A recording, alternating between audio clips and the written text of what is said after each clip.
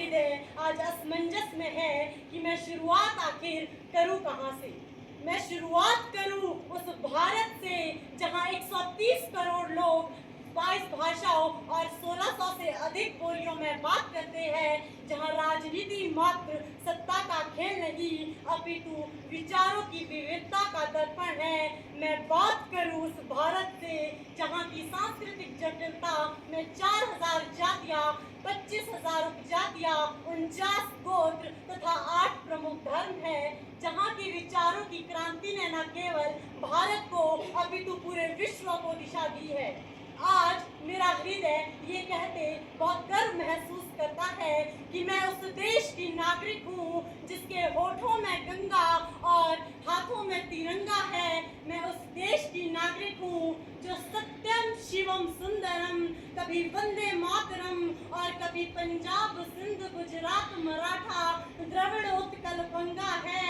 मैं उस देश की नागरिक हूँ जो ठुकराए हुए की शरण स्थली बन जाता है और 7 समुंदर पार परदेशियों की अपने ब्रदर एंड सिस्टर कहकर बुलाता है। यही कर्म पूज्य भूमि भारतवर्ष देश कहलाता है, भारतवर्ष देश कहलाता है। महोदय, जरूरी नहीं कि आज का युवा भगत सिंह की तरह फांसी के फंदे पर ही चढ़े, चांद व मंगल पर भी चढ़ सकता है। और यह भी जरूरी नहीं कि देश की बेटियां रानी लक्ष्मीबाई की तरह हाथों में तलवार लेकर घोड़े पर ही दौड़े, हेमा दास की तरह मेडल पहनकर ट्रैक पर भी दौड़ सकती है।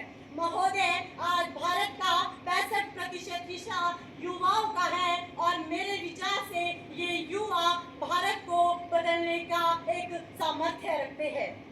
अगर हमारे बड़े बुजुर्गों के पास अनुभव है तो आज के युवा के पास नया विचार, नया जोश, नया जुनून, नया सोच है जो सतत भविष्य को भारत की तरफ अग्रसित करने का सामर्थ्य रखता है। इतना ही नहीं अपितु आज का युवा local for vocal, making India के सिद्धांतों पर चलकर देश को भविष्य की ओर सतत और भविष्य को उज्जवल बनाने में एक सामर्थ्य रखता है। महोदय, जो शास्त्रों से परिपक्व युवा सरोजिनी नायडू बनकर भारतीय संस्कृति को विदेशों में पंजीकृत करे, तकनीक जानने वाला युवा अब्दुल कलाम बने, IIT NIT से पढ़ने वाला छात्र नासा के लिए नहीं अपितु इसरो के लिए काम करे, हम हॉकी, कबड्डी, क्रिकेट, वॉलीबॉल खेले तो भारत के लिए खेले। यदि कोई हेमा दास दौड़कर नारी सशक्तिकरण का उदाहरण देती हुई स्वर्ण जीते तो भारत के लिए जीते। रचनाएं ऐसी रची जाए कि नोबेल का पुरस्कार भारत को प्राप्त हो। हम शिष्टाचार यूं अपनाएं कि जापान से पहले भारत का नाम हो। पर्यावरण संरक्षण के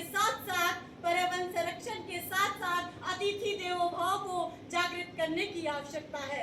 महोदय, जो दौड़ सकता है वो दौड़े, जो चल सकता है वो चले, जो रेंग सकता है वो रेंगे, लेकिन अपने कर्तव्य का निर्वहन अवश्य करे और सिंह की गर्जन की भांति के साथ अपना नेतृत्व करे। इसी के साथ महोदय, मैं युवाओं का आह्वान करना चाहूंगी। उठो जवान देश की वसुंधरा पुकारती, उठो जवान देश की वसुंधरा पुकारती, ये देश है पुकारती माँ भारती, ये देश है पुकारती माँ भारती। महोदय, मैं आप सभी को फिर से परिचित करवा दूं कि मैं और आप सभी किस देश के नागरिक हैं। मैं उस देश की नागरिक हूँ जहाँ छत्रपति शिवाजी महाराज और अशोक सम्राट जैसे राजा थे। मैं उस देश की नागरिक हूँ जहाँ हर 50 मील बाद रंग पहनावा और मजहब बदल जाता था। मैं उस देश की नागरिक हूँ जहाँ डाल डाल पर सोने की चिड़िया को पाया जाता था। मैं उस देश की नागरिक हूँ जिसे अपने भूगोल से पहले इस ब्रह्मांड का भूगोल समझ आया था। महोदय, शायद अटल बिहारी वाजपेयी ये कह गए थे कि भारत कोई भूमि का टुकड़ा नहीं, एक जीता जागता राष्ट्र पुरुष है। भारत कोई भूमि का टुकड़ा नहीं, एक जीता जागता राष्ट्र पुरुष है। ये वंदन की धरती है, अभिनंदन की धरती है, ये तर्पण की भूमि है, ये अर्पण की भूमि है। इसकी नदी नदी हमारे लिए गंगा है, इसका कड़ कड़ कड़ कड़ हमारे लिए शंकर हम जिएंगे तो इस भारत के लिए, हम मरेंगे तो इस भारत के लिए, हम मरेंगे तो इस भारत के लिए। अगर मरने के बाद भी गंगा जल में बहती हमारी अस्थियों से कोई कान लगाकर सुनेगा तो एक ही आवाज आएगी महोदय कि भारत माता की जय, भारत माता की जय, भारत माता की जय। अंत में मैं अपने विचारों को विराम देते हुए कुछ पंक्तियां कहना चाहूंगी। अगर सूरज जैसा बनना है तो सूरज जैसा जलना होगा।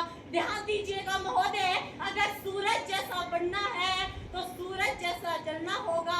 नदियों समान आदर पाना है तो पर्वत छोड़ निकलना होगा।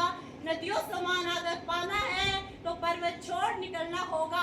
हम आदम के बेटे हैं, हम क्यों सोचे कि राह सरल होगी। हम आदम के बेटे हैं, हम क्यों सोचे कि राह सरल होगी। वक्त लगेगा ज्यादा लेकिन संघर्ष जरूर सफल होगा। वक्त लगेगा ज्यादा लेकिन संघर्ष जरूर सफल होगा। धन्यवाद।